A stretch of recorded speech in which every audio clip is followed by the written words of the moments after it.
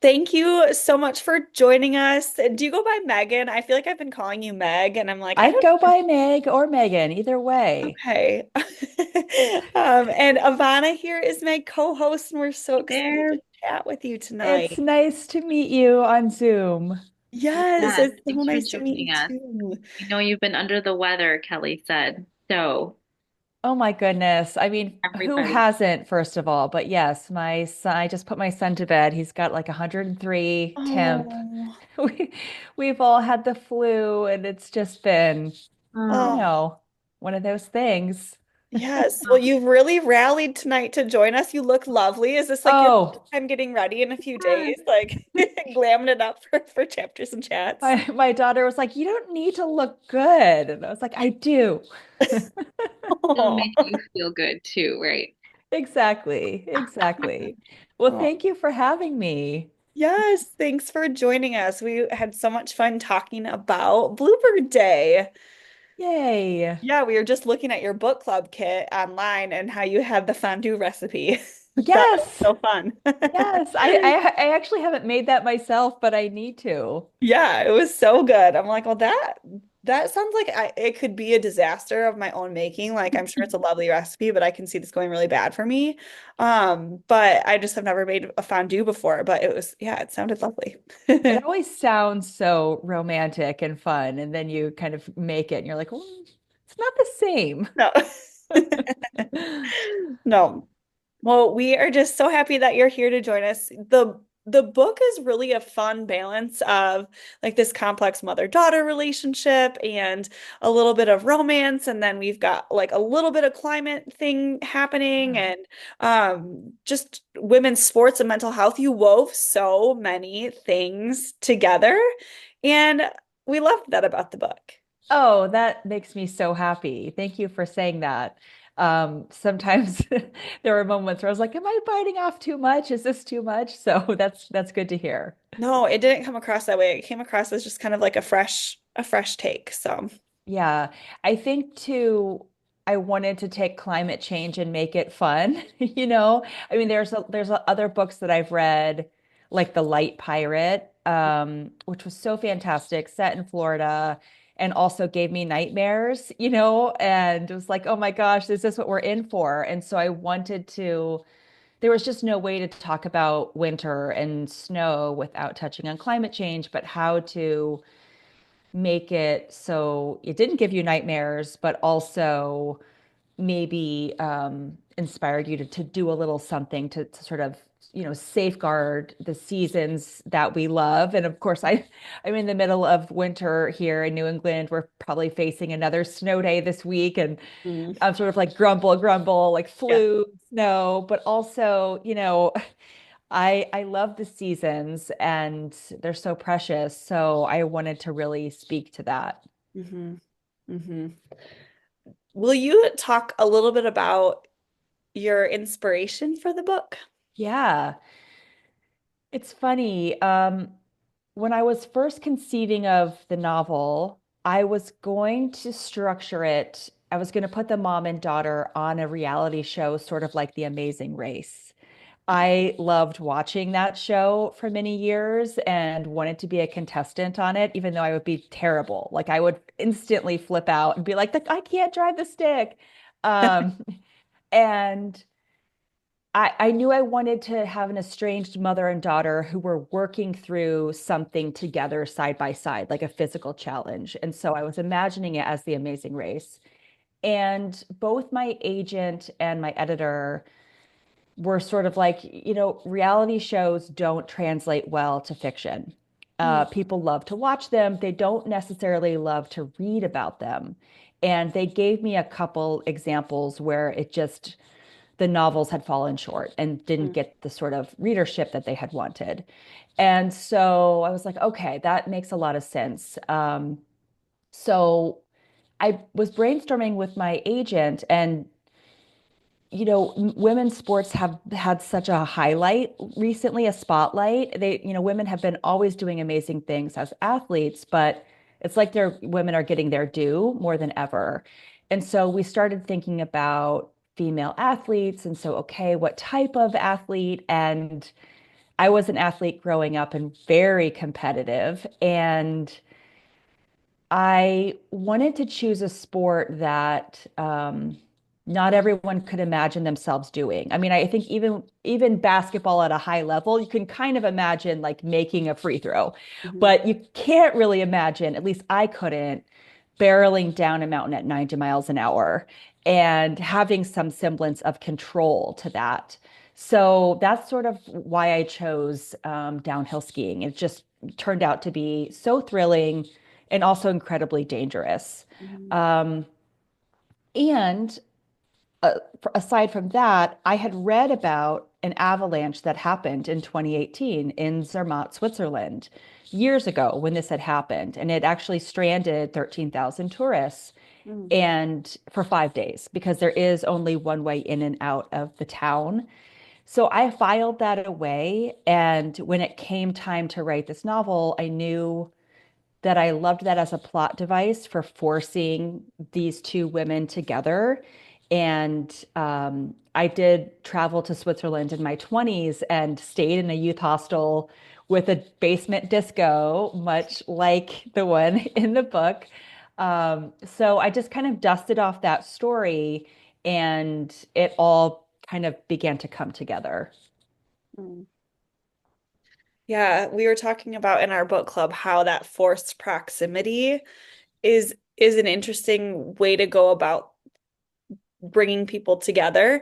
And even just metaphorically, when you're going through something hard, being forced to sit in it and there's nothing that you can do about it. Like you're just, okay, here I am, and I'm just gotta sit in this, and how hard that can be when we just want to like take action and move forward. And like Claudine and Wiley just kind of like plowed through with their own separate things, but the avalanche and the implosion of their lives, they just really just had to sit there in it. Yeah, yeah, it slows things down. And I wanted to play with affection with them and physical touch and um the sort of strange dichotomy of being a mom and daughter who aren't used to touching anymore. Like there used to be a closeness, but now there isn't. And so there isn't a naturalness to just reach out and touch an arm or to hug. And what do you do with that when you used to have that and it's not a romantic relationship, it's a family relationship and it's your mom. And so the sort of the bunk bed scenario, I mean, you hear about that in romance novel tropes, like the one bed, where they're sharing a bed because it's so cold. Well, what happens if it's a mom and daughter? Um, and so I was wanting to play with that and begin to sort of bring them close and then kind of push them away, almost like ice skating, kind of like in and out, close and then apart. And that plot device really allowed me to do that. And it allowed me to then strand them with this hilarious cast of characters. And I traveled so much in my 20s, staying at youth hostels all over the world, Asia, New Zealand, Europe, and stayed at some crazy youth hostels where, I'm like paying $3 a night and hoping that the mosquito net doesn't have a hole in it. Um, and inevitably, I would just meet some wild people. And there was always an older couple staying at the youth hostel who happened to just love that culture. And, were always really wise. And so I didn't really drum up Bibity and Aaron from anyone in particular, but it was just these folks that I had met in my 20s. So the avalanche again allowed me to sort of force all these people together and create this sort of found family that I think Wiley and Claudine wouldn't have been open to any other way. Mhm. And I'll say too, Megan, that part with the bunk beds in them, I have a 6-year-old daughter, and I was listening to the audiobook thinking, you know, every night, like, lay with me now, or like in the part where I'm trying to get her to go to sleep without me. And I got to that part and I was like, I can't imagine that we won't be. There was such a pivotal moment in the book where they like you're it was so clear what you were doing with like, can I put my arm on her? Is this okay? Is this not? And so sad that they lost that, you know, because touch is just like such an important, part of our life, but not everybody gets it from a parent, even when the relationship is okay. It just Yeah. kind of made me like think of all these things of like, am I letting go too fast? Am I like touching her the right amount? Like, I don't want to lose that. I don't I want, know. yeah, I it's all, know. I can relate. My daughter's 9, and I still lay with her oh, every night, and mhm. we're very affectionate, and I give her back scratches. And I also know that there's going to be a point. I was just thinking about this 2 nights ago. When is the last time I Right, lay here with her where she suddenly doesn't want it anymore? And it's not even necessarily a rift, but it's just a natural right. changing of a relationship. And that makes me feel so sad. Mhm. And yet also, I know that it might like move apart and then come back together, and we might have this really beautiful, affectionate relationship. I hope we do. I didn't have a lot of affection with my own mom. I had various bouts of estrangement with her, and she really craved that from me, but I felt quite repulsed, I think, um, touching her. And so, and even as I got into adulthood, to sort of hugging her felt like I had to work at it. And I don't know exactly where that comes from. Um, but it's always made me really sad. And it makes me, I'm very aware of it with my own kids and wondering, will that ever go away? Right now, it feels very easy and it's second nature. But I don't know. Well, I think that's also the key is like, because if it is second nature, that's what you've instilled in them, and Yeah. that's what they'll feel as they grow. Right, right. Uh, Exactly. yeah, or we all hope, right? Like I hope that with my daughter and my I son, know. but we'll see. Were there aspects of your relationship with your mom that you brought into the book and wove into Wiley and Claudine? Yeah, so, you know, my mom and I, we had these bouts of estrangement, and in my 20s, my mom suggested that we go on these weekly outdoor adventures together. She lived in the Pacific Northwest, and I was living with her for the summer. It was right after I graduated from college. And I think our relationship was kind of at a low point. And so she approached me and was like, how about every week, every Wednesday, we go do an outdoor adventure? And I cringed. I was like, oh my God, like an hour drive somewhere. Like I didn't know how to even talk with her in the car to the store. And so I was really anxious about this idea.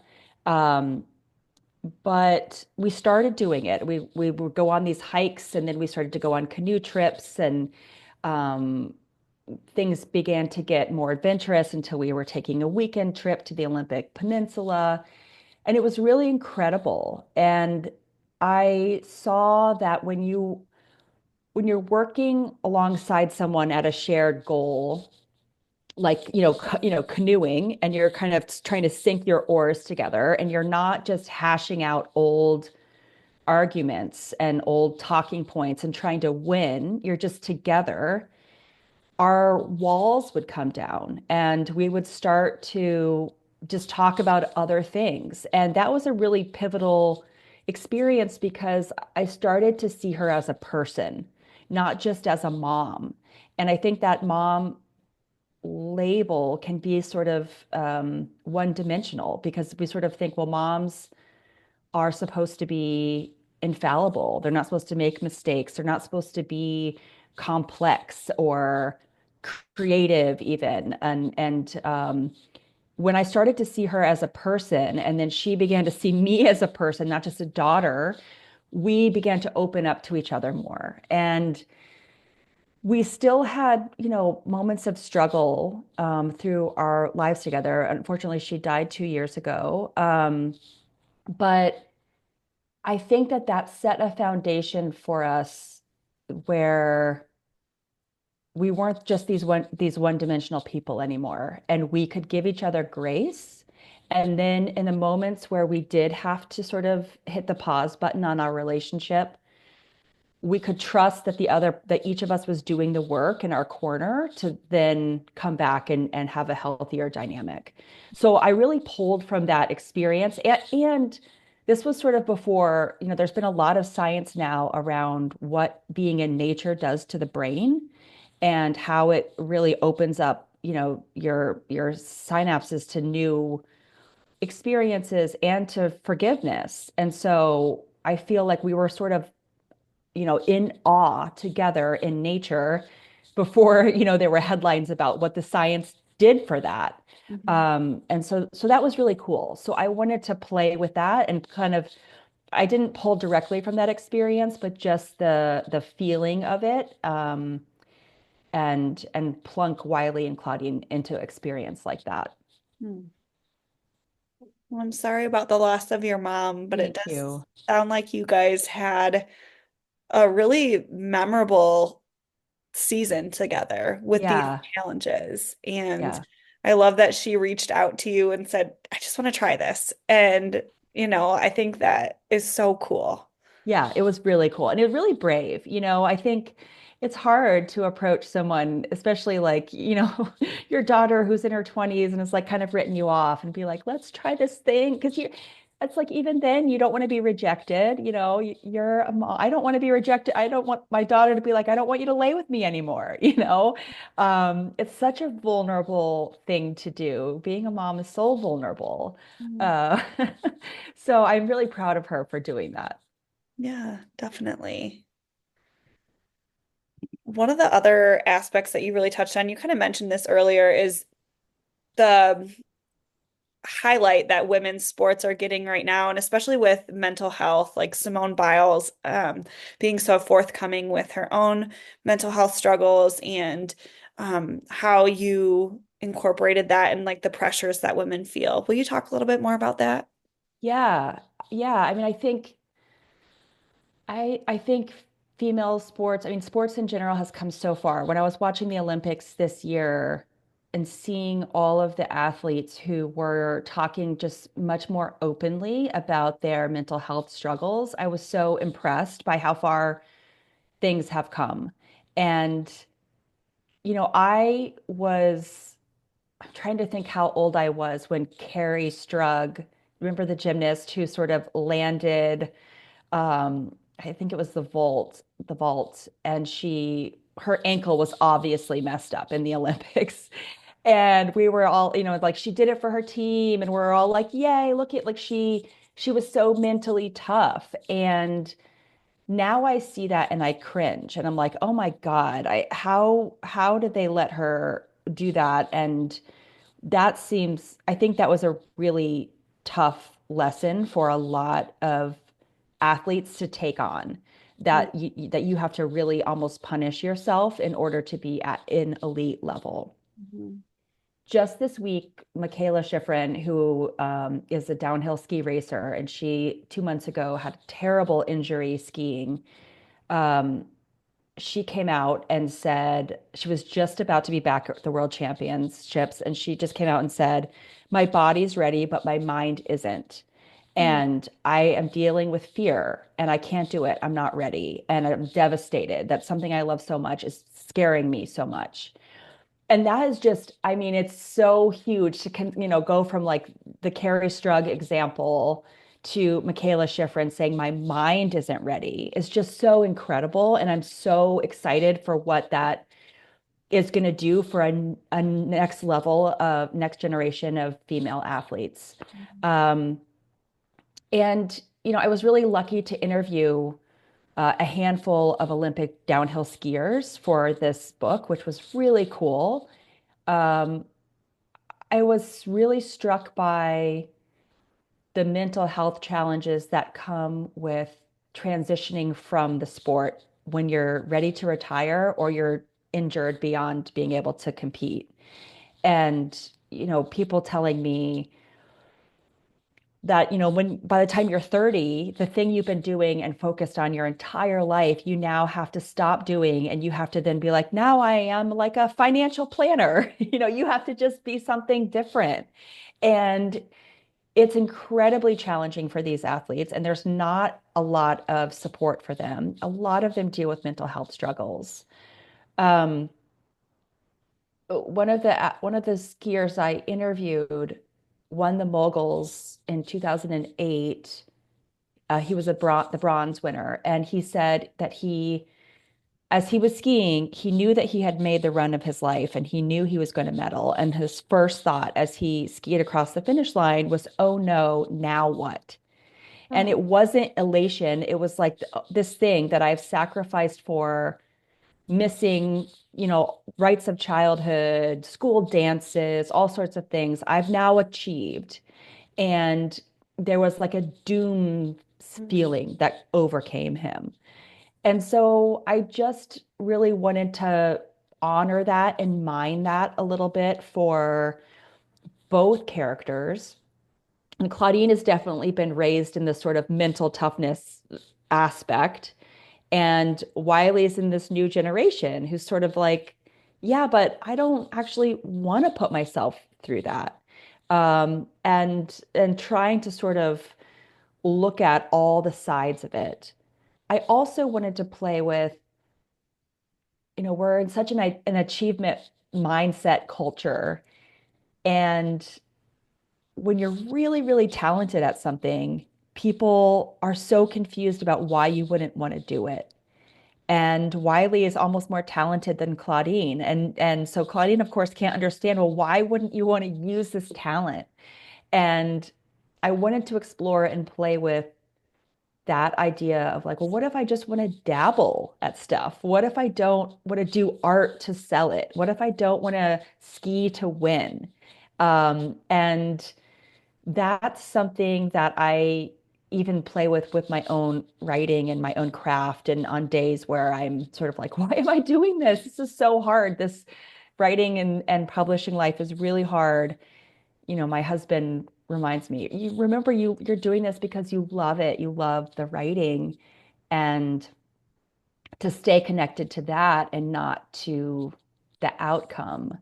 Um, I think that was a long answer to what you asked. No, it's a beautiful answer. Yeah.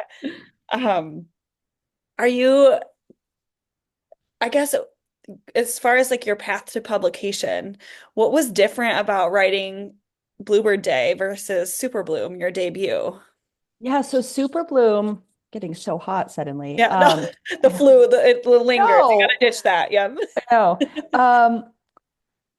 Super Bloom took 8 years. It took a really long time, from starting to dabbling with it. And I wrote a first draft of that in about a year, and I queried agents, and I thought I was going to be like some agent's unicorn, and they were going to be like, this manuscript is brilliant.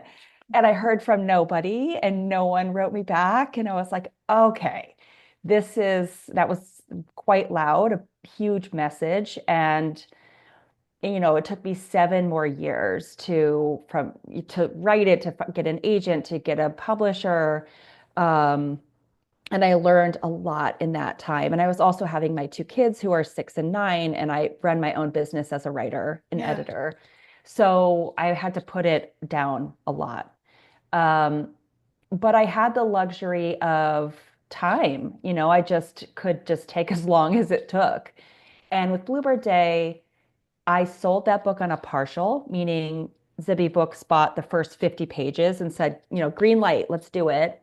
And I then had to write the rest in a fairly short time period. So the first book was 2023 in May. And, um, so my my mom had died in the fall, and I had sold a book about a mother and daughter before she died, before I knew she was sick.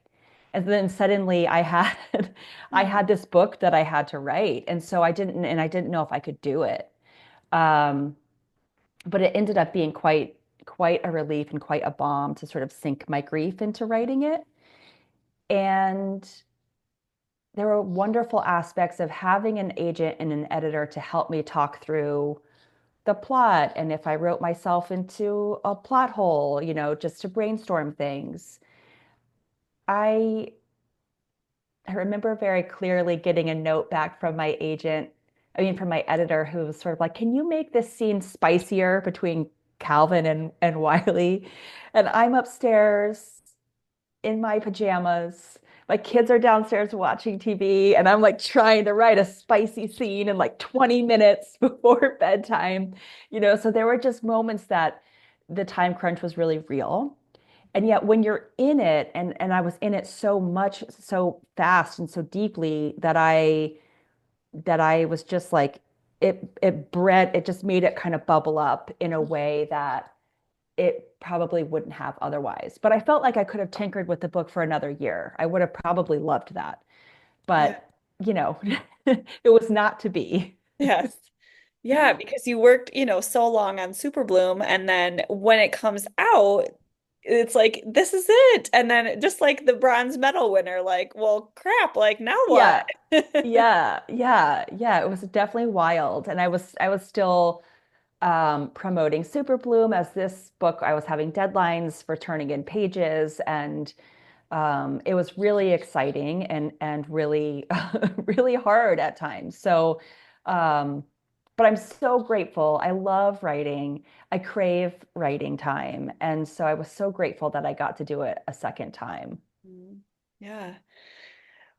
Are you a pantser or a plotter when it comes to your books? I definitely am a pantser. I love to surprise myself each day with what is going to happen on the page, what's going to play out, what my characters are going to say and do. Um, Even when I was in high school, I always hated the outline. I find that so tedious and quite boring. Um, but I always have a general idea of where the book is going. So I'm kind of writing to this idea, and I have a sort of overarching sort of um, structure in mind. But I love to surprise myself, and I'm working on a domestic suspense project just with a friend, just to see how that goes, co-writing. And that's requiring a ton of plotting. We have a Mm. spreadsheet. We've got like, just all these timelines and things like that. And I keep just wanting to like, I want to get in and write. And I'm interested to see what this does for the writing process, because when you are a pantser, you you do often have to then go back and fix things because you change things later on, and you're like, oh, so now it's a domino effect because this has happened. I now have to go back and change that. So um, I find neither of them are super efficient. That's funny. Yeah, last week I was talking with Emma Gray. She was doing her book tour, and I got to chat with her, and she was saying that as she's writing, she doesn't want to talk to anybody about the ending, like even when people are like suggesting things, and she's like, "No, don't spoil it for me. Like I don't know what's going to Mhm. happen." Like it's the pantser mentality is so fascinating to me. Like I feel like I would be more like your co-writing friend for the Yeah. domestic suspense, like with a murder board, like the whiteboard up there and like strings everywhere. And Yeah, no, I love to surprise myself and be like, "Oh my gosh, that's so exciting." Like that character, I feel like I know these characters so well, and yet they always surprise me, and that is such a thrill. Mhm. Yeah, definitely. As far as your next project goes, you mentioned it's the domestic suspense. Are you able to share more about that, or is it just like still very early in Oh, the that one's super, super early. Okay. I've also been working on a straight holiday rom-com, which is a draft is with my agent now, and I'm waiting for her to tell me if I am in a world of hurt for edits, or if she's like, okay, like a couple, changes here and there. We'll see. I mean, that this one has been a total palate cleanser of a book to write, Mm. and something that has just felt super fun. It's set in New York, high school sweethearts, who ghosted each other, reunite, and um, I won't say too much more, but we'll see. We'll see if that sees the light of day or if this is a novel in a drawer. You never Mhm. know. Um, I think when I was first starting out writing, I didn't realize how many authors had novels in drawers. I mean, Yeah. that were just like this one didn't work out, and then you move on and then you write something else. And I always thought that if you had talent, you'd get scooped up right away. And if your book was any good, it would get published. And there's all sorts of reasons why things don't make it to the marketplace. And I now know that most of the writers who are out there publishing now have war stories to tell about what it took to get them there and how many, things that they've started and stopped and projects that didn't make it. So yeah, we'll see. Okay. Even for this one, before you hopped on, we were talking about the title being Bluebird Day and how some of us, had known because they're maybe familiar with the ski world, and some of us had no clue what that was referring to. Was that something you knew from the beginning, or was that, you know, something that you learned along the way? Yeah, I actually didn't have that as the title, and I didn't, I feel like I knew that term, but Mhm. I hadn't thought of it for the book. I think I was doing a lot of research about skiing, and I read it somewhere, and I loved the idea that it was this bright blue sunny day following a snowstorm. And I loved the metaphor for the mom and daughter that they would come through a storm of their own together. And with a bluebird day, it sort of gives you this feeling of like, did that storm just happen? Mhm. Did that really, what just, Fun. it looks Yeah. beautiful. It looks like it will never storm again. And I think you can have those moments in relationships with repair work, and you sort of think, oh, like we're fine now. And I think if there's one sort of central takeaway for the book, it's that forgiveness is not linear. It sort of happens in fits and starts, and um, you can make a lot of gains together and then have moments where you have to kind of pull back. And and then you have this, a bluebird day where it's sort of like, oh my gosh, we've made it. Like maybe it'll never, maybe we'll never have troubled waters again or whatever. And of course you will. So I was really excited when we were playing with titles for a while when I was like, oh, that's it. That's the title for the book. And it felt so good. Um, I often find that when I'm working on a project, I start to see little signs that feels like, okay, this, I just get signs from the universe or something from somewhere. And, like, so I was started to see Bluebird Day, like things everywhere where people were sort of posting about ski related things, and people were sending me bright blue snowy days. And I was like, oh my gosh, this is right. This feels good. I've got my confirmation here. It's so fitting. It's just, Yeah. yeah, it all kind of comes together. Just, yeah, the metaphor is perfect. Yeah. Thank you. Yeah. I think both of your titles are great because they're very distinctive and they're short and but they're unique. Yes. Yeah. I had that similar feel to Super Bloom where it was also rooted in nature, Yeah. and I wanted them both to have that.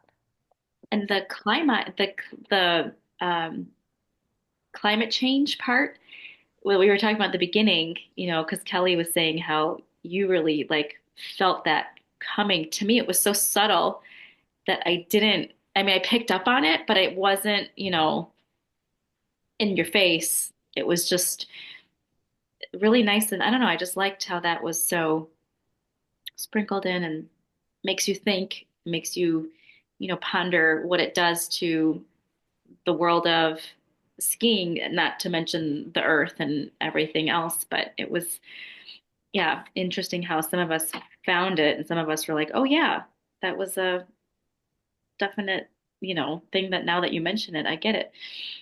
Well, that makes me really happy because I didn't want it to seem overwrought or sort of like, and now here is the central lesson of this Right. book. I Right. didn't want it to feel like that. Right. Well, it was Yeah, so nicely scattered in there. thank you. Yeah. Yeah, it didn't feel too like on the nose or too like you were trying you had a message or an agenda that you were trying to get across. Like I felt like it was subtle and just like it was interesting. Yeah, it makes you Yeah, yeah, right. yeah, yeah. And I think with Super Bloom, I there was definitely a message around, um, in a way, there is like an economic justice sort of message and workers' rights sort of message in this spa community. Um, and yet I also didn't want it to be like, I've got this manifesto and this is my secret way to like, push my agenda is writing this novel. I wanted it to just be sprinkled in and for people to arrive at it and bring their own backgrounds to it. Mm. Yeah, I love that. As far as the cover goes, what went into that? It's such a vibrant cover. It's so perfect. Uh, how did that come about? I am so grateful that I've been with Zibby Books for my first two books because I mean I can't compare to anywhere else, but it's meant that I have had a lot of agency. And what I hear from other authors is you get handed your cover and they say, here's your cover. And you don't get to have a say and you don't get to be part of choosing your audiobook narrators. There's just so much that isn't up to you. And I was definitely a part of so much of that, listening to all these auditions for the narrators and looking at different titles and I mean, not titles, but book covers. And there were a few that we looked at that were designed that just weren't quite right. And one of them was sort of a face that they were trying to kind of echo Super Bloom. Hmm. But it didn't have the right sort of emotion. And we wanted to capture both women. And then there was a different earlier version of Bluebird Day that, I mean, the differences are so subtle, but that it didn't have a lot of I guess I would say like action. You can kind of see that there's some action in the two women standing there, just in the way that they're holding, one's holding the skis. And so we just had like a little bit of feedback here and there. And ultimately she did such a great job. It's so fun to weigh in on those things. And when you start to see when you see those things take shape, it's feels so real. And you're like, oh my gosh, okay, this is it. This is really happening. Yeah, I think the cracked snow globe, I'm not even gonna, Yeah. yeah, is just Yes. so interesting. Yeah. And if for readers who did a close read of Super Bloom, you know that Joan's novel, so Super Bloom is a novel within a novel, and Joan's novel in Super Bloom is called Snow Globe. Mhm.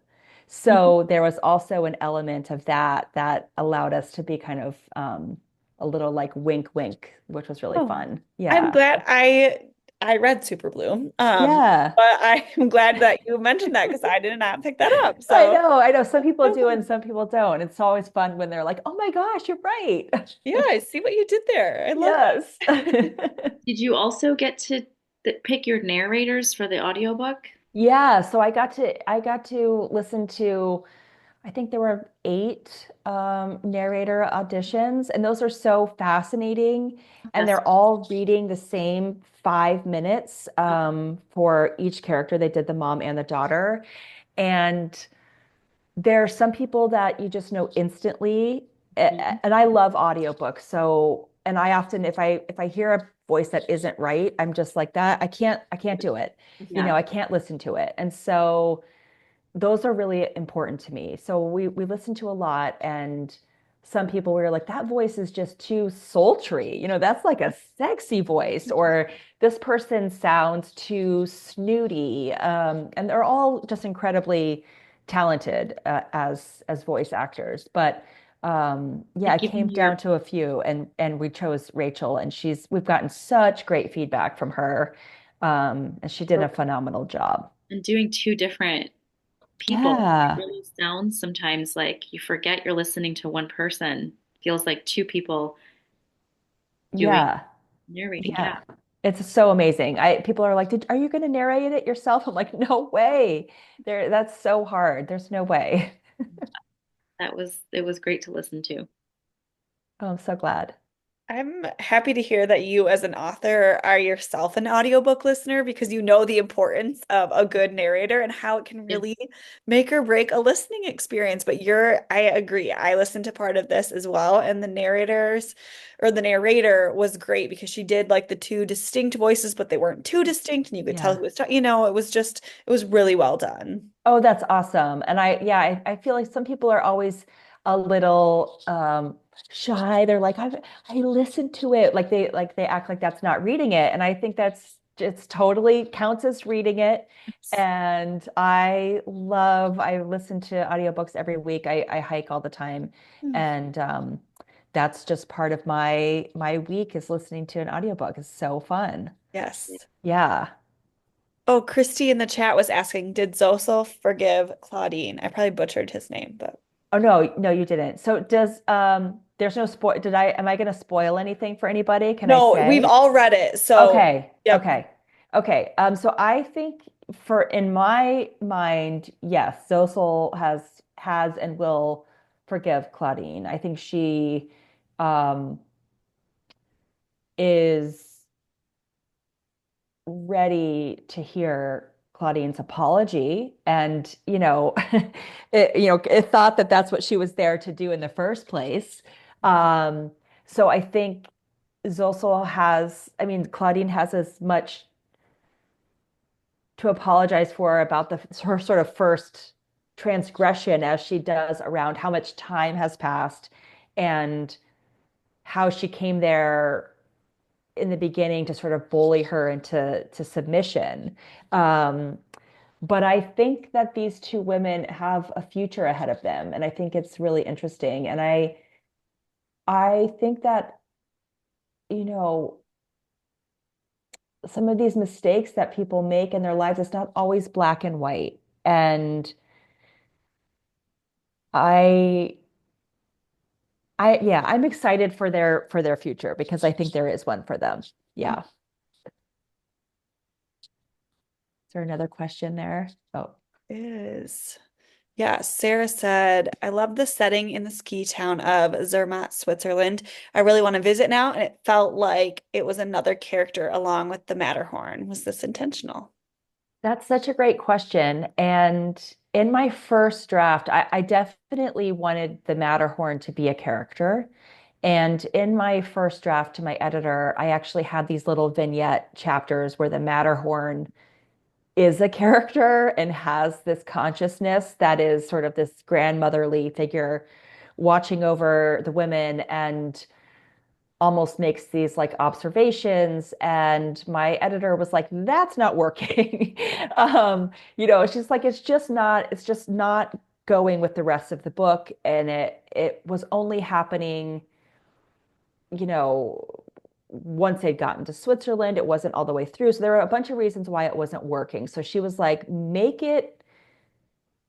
the Matterhorn feel like it has a presence without giving it consciousness and without um, giving it its own little vignette type chapters. And so that was really hard. And I was trying to figure out how to do that. And the way into that was really when that part where Claudine talks about how she viewed mountains as sort of family members and how each one had this sort of um, not point of view, but characteristics that were unique to each mountain.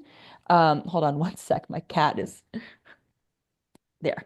Um, and so that then gave the Matterhorn permission to sort of take up a very specific space for her and to have this importance to her um, that was lacking when I was trying to do it otherwise. So I'm glad it worked out. I was really sad at first when I got that note because I was like, oh, but it's so, I'm trying to do something so witty and risky. And she was like, that's not working. Maybe for a different book, something like that will find Maybe. that. Yeah, yeah. But I think she was right on, and it forced me to do what ended up being harder work, even though it doesn't appear that much. It felt like that ended up being the right move. Mm. So I'm Well, glad that worked for Sarah. yeah, I love that that came across because I think this is one of those books too that does have a really strong sense of place and feels really atmospheric. And so I love that, and it felt like a character, and I love that it actually like was a legitimate character. So you had to scale it Yeah. back. Yeah, exactly. Exactly. And I did interview because the avalanche happened in 2018.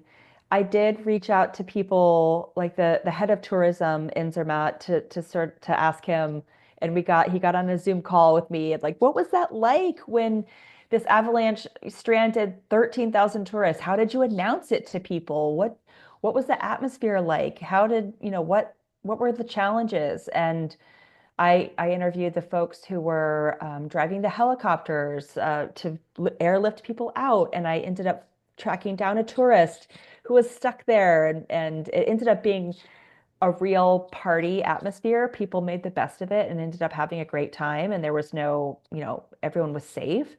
So it was really important to me that it felt as authentic as possible to what it had been really like to be there during that crazy time. That is wild. I didn't realize that that was based on a true story. I think that's so Yeah, fun. And I hope that Bluebird Day finds its way to like every like Swiss chalet, like little ski shop or like it's I like want to know. go put one in every little ski place and I little know. Me town. too. Me too. I know that the PR team has been working on it and, growing the readership among skiers, which has been really cool. That's really fun. Yeah, I saw that there was a just on your website there was a blurb from a professional skier, which Yeah. was really fun. Yeah, and what was cool about her is that she was one of the only women to bring her young baby on the World Cup ski Mm. circuit, just like Claudine had done. And so from her, I was able to learn what that was really like to be an elite athlete, carting your baby to a place that, you're traveling all over Europe. And she's the one who was telling me about renting a special little van to drive her and her kid and all the things that you might be dealing with, a teething kid that you then have to go race in the morning, Mm. and no one else is having to deal with that. So that was really cool. And it's very rare. Hardly anyone else has done it. Yeah, I mean I can see why that sounds awful. It does sound awful. That yeah, what a cool opportunity to talk with her though. That's amazing. Yeah, it was really awesome. She was great. Wow. Wow. What do you hope readers take away from this story? Yeah, I mean, I think as I was saying about, I think it's a story about forgiveness and self-forgiveness. And I think the self-forgiveness piece is really interesting, especially as moms. I think we are so hard on ourselves and we definitely get this sort of, I don't know where, I mean, we just get this from culture, that we have to be perfect. And there really is no such thing as a perfect parent, and we make mistakes. And when we can model for our kids self-forgiveness when they watch us do it, I think it's such a gift. And that then they can more easily forgive themselves and extend forgiveness. And it kind of shifts, generationally. A few weeks ago, my daughter had just started a new dance class and she was like, don't be late. And I was like, I won't be late. I'm never late. And I'm normally never late. And I got the time wrong. I thought it was an hour class and it was 45 minutes. And I got there and she was alone waiting for me. And I was so horrified. And she was so upset, and we're driving home, and I'm just like self-flogging myself, I'm just like, I can't believe it. I'm so sorry. I can't believe I did that. And at some point, she's just sort of like, okay, mom, and she just wants me to turn the page. She just wants me to be like, I'm sorry. And I'm going to really work hard not to do that again. But she doesn't need to see me do Mhm. that to myself. I wouldn't want her to do that to herself. And so that was a real like moment for me of like, right, that's more damaging almost than the being late. Just to give myself grace. I made a mistake. I'm so sorry. And we move on. And so I think that there is an element of that in the book, um, of not really holding so tightly to the black and white thinking and trying to be perfect because it's such a myth. Mhm. It's such a myth. I love how you were able to switch the script a little bit and picture, I would not want my daughter doing this to yourself and to Yeah. herself. And what's more damaging here? Yes, yes. At some point, she's like, Mom, geez, okay. Oh, well, you mentioned that you are an audiobook listener. Are you able to share some of your favorite, like recent reads, audiobook or not, or something that you're looking forward to, or favorite authors? Oh my goodness. I am just constantly reading. I'm like, what? I always Yeah. have just books lying all around. I actually just tried my first Carly Fortune book Oh, yeah. on audio, and it was her first one, and it was great. It was actually, I was like, oh, I can see the appeal, and the narration was awesome, really well done. I also loved the Ministry of Time in audio. That was incredible. Um, I just started The Book of Love by Kelly Link. I'm just a few pages in, and it's incredible. I can see why that has been just so widely loved. And I am reading um, an early copy of a book for someone, like beta reading, and I'm in their second chapter, and it's great so far. It's so fun to be one of someone's trusted reader, to be, like Yeah. to read someone's first draft and say, okay, here's what's really singing, and here's the work to be done. I love those people for me. I need them, and it's such an honor to do that for other people. That's so great to be in on the ground level of a project like that, where you can, Yeah, yeah, it's be really cool. so early and see the how it evolves from the first draft to the final form. Exactly. Yep. Yes. Well, any other questions at all in the chat? I think we got them all, but if anybody has another question, feel free to either ask or pop it in the chat. Otherwise, we can get a quick photo. Yes. If you have a copy of the book or if you want to grab it, I'm happy to take a little screenshot of us and send it. It's just a fun way to, My mom stay. has my book, so she's Oh holding my it by gosh, there. it's There so it is. cute. She's got I've it. been I've been so touched by the amount of moms who are giving it to their daughters to read. It's been Oh, really Yes. cool. I've gotten so many Yeah. messages of people saying, I'm giving this to my daughter, even, people who are like have a 16-year-old daughter. It's been really cool. oh, how sweet. I do feel like it's Yeah. one of those books where you can recommend it to everybody, Yes. which makes it easy to pass along. Yeah, That's exactly. fantastic. Okay, Ivana. I'm ready whenever you guys are ready. One, two, cheese. Okay, got it. Thank you. Well, Meg, thank you so much for joining us. It was a pleasure to have you. Such a Thank sweet read. you. And thanks for, yeah, even with all the stuff you have going on at Oh home gosh. too. It's so exciting to do these. So thank you so much, everyone. I'm really grateful. You really rallied, and I hope your household feels better soon. And no one came down, so there must be asleep. Okay, On the for up. now, yes. Good. Uh, All right, talk soon. All okay, right, bye, bye. Meg. Bye. Take care.